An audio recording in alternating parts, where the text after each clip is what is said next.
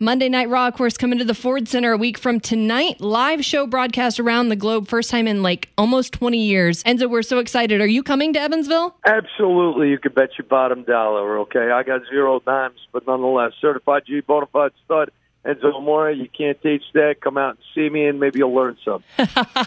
Now, I have only one question for you, really, and it's how you doing? I'm doing spectacular, babe. I can't complain. I'm out here in the Cajun heat in Louisiana. We're getting ready for Raw tonight out here in Lafayette. I'll tell you what, I step outside the car out here, and my glasses fog up right away. You can't even see nothing. Oh, that's the worst. The humidity out here is not so kind to the Northeasterners. I'm not so used to this, but I look forward to getting to Evansville, Indiana. I think it's nice this time of year. It is, but I'm going to warn you, it's almost just as humid probably as it is in Louisiana right now. So that's the truth. We'll make it work.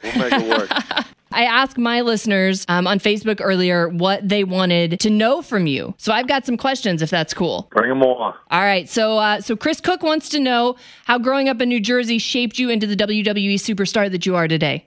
I grew up quick. You know what I mean? I grew up in a neighborhood. Don't get it wrong. I didn't live a life of poverty, and my upbringing wasn't extremely difficult. You know what I mean? I wasn't eating top ramen every night, but I'm not saying that I steered away from it either. Oh, no, I feel that completely. Believe me. I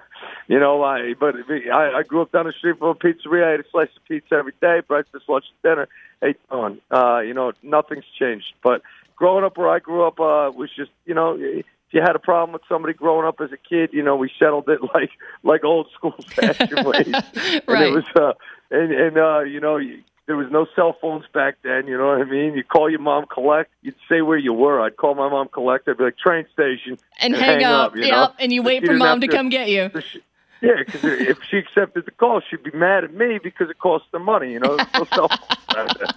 So absolutely. I tell my mom where to come pick me up, and I grew up loud, brash, having a great time with all my buddies running around, causing trouble. But ultimately, I fell into sports that kind of shaped me and evolved me into the athlete that I became, playing college ball, and I went to school for writing. So I had a good head on my shoulders, a great family, great father and mother who, my pops, he was a blue collar, just like everybody else in my town that I grew up with. Everybody's father works on the trucks. They work at the restaurant, they come fix your toilet for you, no problem. Every man that I grew up with knew how to fix the toilet and fix their own car, change the oil.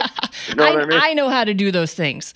I change my own oil, and I know how to fix the toilet. I didn't grow up in Jersey. I grew up in Southern Illinois, but it's practically the same thing. We'll come back with more from WWE superstar Enzo Amore after we wrap up this 6-pack of GBF Rock with Pearl Jam and Star Set still to come. But first, it's Def Leppard that rocks the River City 103 GBF Star Set, wrapping up that 6-pack. I'm Kat Mykals hanging out with you on our Monday, and we're going to get back to it with WWE superstar Enzo Amore. All right, Enzo, we've got more questions.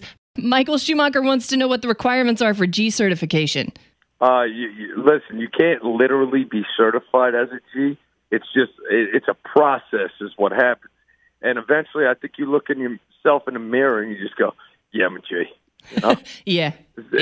Is that plain and simple? It's just a self-confidence instilled in myself, looking in the mirror every day, over and over again, saying, hey, you're a G, you're a G. Next thing you know, dude, manifest destiny, you're on TV telling everybody you're a G.